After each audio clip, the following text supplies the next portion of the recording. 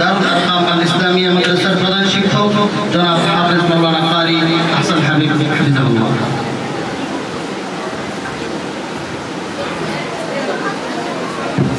السلام عليكم ورحمة الله وبركاته. بسم الله الرحمن الرحيم. ورتل القرآن ترتيلا. صدق الله العظيم. الحمد لله.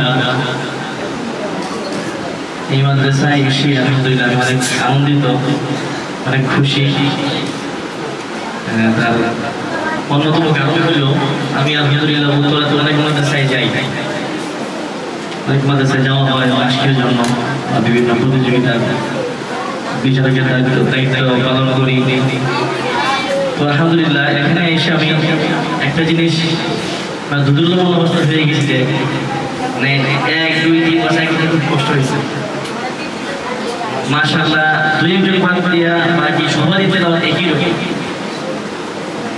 তো আশা করি আমি আশা করি আপনাদের কাছে, বিশেষ করে আমাদের চেয়ারম্যান মহোদয় আছে, ওনার কাছে আশা করি যেন উনি তাদেরকে আরও বেশি উৎসাহ দেয় এবং বিভিন্ন প্রতিযোগিতায় যেন অ্যাটেন্ড করায়। আশা করি ইনশাআল্লাহ ভালো কিছু হবে ইনশাআল্লাহ।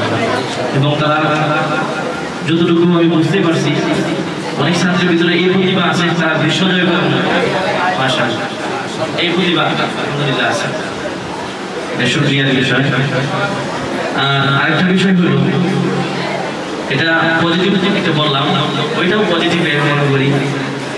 আমরা লাহানের প্রতি যেরকম মানে আগ্রহ দিব, ঠিক ওইরকম ভাবে তাজবীদের প্রতি আমরা খেয়াল করব।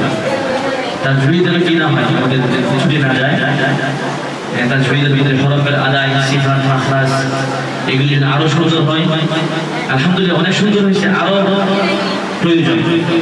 আশা করি ইনশাআল্লাহ এর মধ্যে ইনশাআল্লাহ উস্তাদরা মনোযোগী হবে।